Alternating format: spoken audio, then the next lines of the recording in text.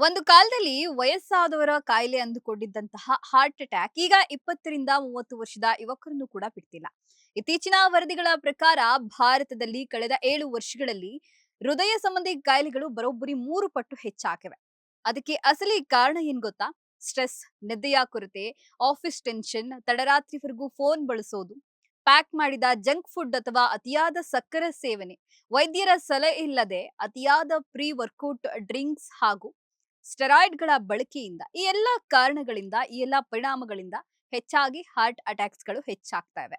ಇನ್ನು ಭಾರತೀಯರಲ್ಲಿ ಇರುವ ಜೆನೆಟಿಕ್ ರಿಸ್ಕ್ ಇದಕ್ಕೆ ಮತ್ತೊಂದು ಮುಖ್ಯ ಕಾರಣವಾಗಿದೆ.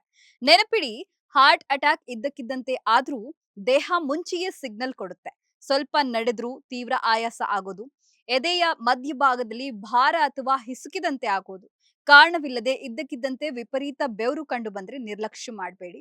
ತಕ್ಷಣವೇ ವೈದ್ಯರನ್ನ ಭೇಟಿ ಮಾಡೋದು ಉತ್ತಮ. ಆದ್ರೆ ಕೆಲವೊಂದಷ್ಟು ಕ್ರಮಗಳನ್ನ ಅನುಸರಿಸೋದ್ರಿಂದ ನಾವು ನಮ್ಮ ಆರೋಗ್ಯವನ್ನ ಹಿಡಿತದಲ್ಲಿ ಇಟ್ಕೊಳ್ಬಹುದು. ಹಾಗಾದ್ರೆ ಏನು ಮಾಡ್ಬೇಕು ಅನ್ನೋದನ್ನ ನೋಡೋದಾದ್ರೆ, ವರ್ಷಕ್ಕೊಮ್ಮೆಯಾದ್ರೂ ಬಿಪಿ, ಶುಗರ್, ಕೊಲೆಸ್ಟ್ರಾಲ್ ಟೆಸ್ಟ್ ಮಾಡಿಸೋದು ಉತ್ತಮ.